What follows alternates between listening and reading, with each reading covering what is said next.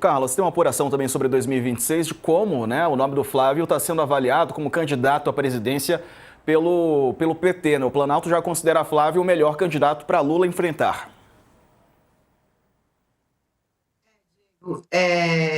Na verdade, desde que há um mês mais ou menos, né, o ex-presidente Jair Bolsonaro e o senador, ele leu ali uma carta dizendo que o ex-presidente Jair Bolsonaro tinha escolhido o filho 01, né, para representar ele nas urnas em 2026.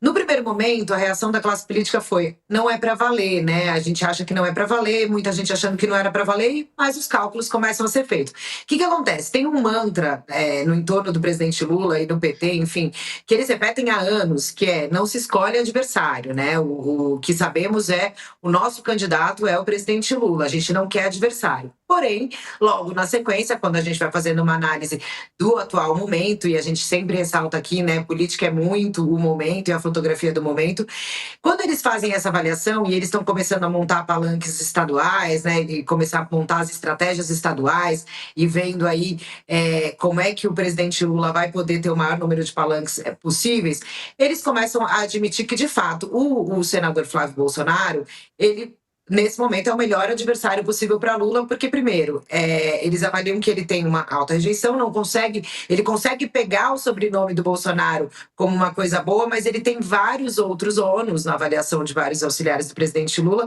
entre eles, o que a gente costuma dizer, aquela coisa, telhado de vidro. Ele tem várias investigações que foram arquivadas, inclusive no caso da rachadinha, enfim, foi o Supremo arquivou essas investigações, mas mesmo assim, eles dizem que isso, com certeza, serão armas da eleição e que podem abalar a estrutura aí do Flávio e, inclusive, esse perfil que dizem que o Flávio gosta quer, né, pretende, talvez, eventualmente colar, de ser um bolsonarista moderado, pegando o que alguns auxiliares do presidente Lula diz que são aqueles tucanos órfãos, né, pegando ali aquele eleitor do meio, que já estaria, por exemplo, na canoa de Tarcísio de Freitas, né, que é o governador de São Paulo e que o Planalto vê como um candidato muito mais competitivo do que Flávio.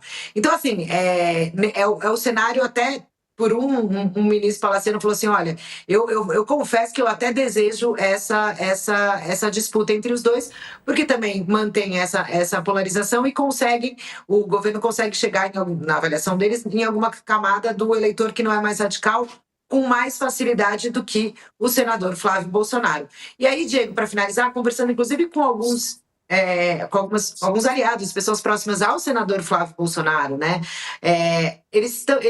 Eu conversei com 2 pessoas próximas ao senador hoje de manhã que fizeram uma avaliação parecida com a que está sendo feita no Planalto. Um deles, inclusive, dizendo: olha, eu acho que até outubro talvez ele não vá e seja mesmo o Tarcísio, e outro dizendo: não, eu acho que ele vai e ele está consciente de que vai ser uma disputa difícil, mas estaria o senador e o ex-presidente Jair Bolsonaro, na visão desse aliado, no intuito de melhor perder para ganhar, né? Ele poderia perder a eleição, mas o bolsonarismo e a figura do ex-presidente se manteriam, de certa forma, forte, não perdendo esse capital político que é da família Bolsonaro. Enfim, são avaliações, Diego, que acontecem no Planalto e acontecem também no entorno do senador. A gente falou, né?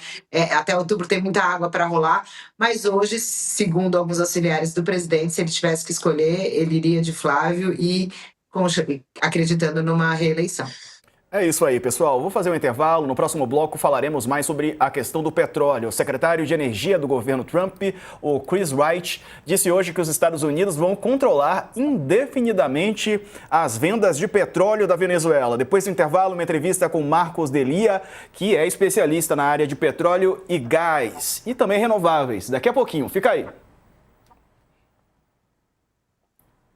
Aqui no YouTube a gente segue ao vivo mais um pouco falando sobre 2026. Dani, e você, quais são suas perspectivas, né, com esse conflito e agora com um ano eleitoral?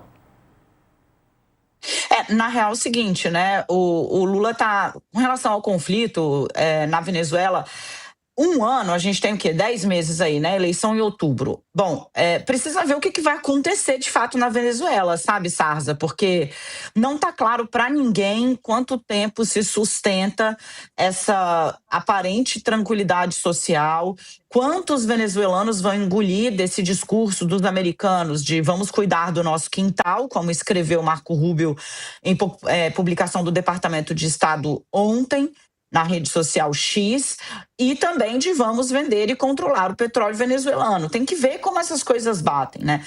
Aqui no Brasil há, sim, claro, uma divisão muito, muito evidente, e o Lula vai tentando se equilibrar na posição de condenar o uso da força para capturar, extirpar um chefe de poder, né, de um outro país, fazendo na prática. Porque tudo somado, o que aconteceu? Os Estados Unidos mudaram a acusação que fazem contra Maduro, de líder de cartel narcotraficante. Nem a existência do cartel enquanto organização criminosa, os americanos bancam mais na acusação que fizeram a Maduro na Justiça dos Estados Unidos. Então, houve essa mudança, o Maduro se apresentou como presidente da República da Venezuela sequestrado, o Brasil mantém a tradição diplomática de condenar a intervenção, a violação da soberania de um território independente, sem poder fazer qualquer gesto que ressoe como repactuação com Nicolás Maduro, porque era uma relação que existiu, precisa ficar claro, mas, de fato, quando o Brasil não reconhece a vitória de Maduro, ele rompe com Lula e chega a fazer acenos ao bolsonarismo. A política realmente ela está fora da caixa, não é só aqui, é no mundo inteiro. Então, em relação ao que vai dar na Venezuela e qual vai ser o impacto que ela vai ter na eleição, eu sugiro aguardar, porque esse tipo de ação, geralmente, né, fora uma autocracia como é a Rússia, não costuma render grandes frutos por tanto tempo aos seus perpetradores. Agora, falando sobre Flávio Bolsonaro, o Lula está nessa operação, inclusive, para estrangular a terceira via, Sarza. Fazendo o quê? Cooptando, rachando partidos do Centrão, como o PSD, por exemplo, que poderiam lançar um nome alternativo a ambos. Vamos acompanhar. Alexandre, obrigado por hoje, amigo. Um abraço para você.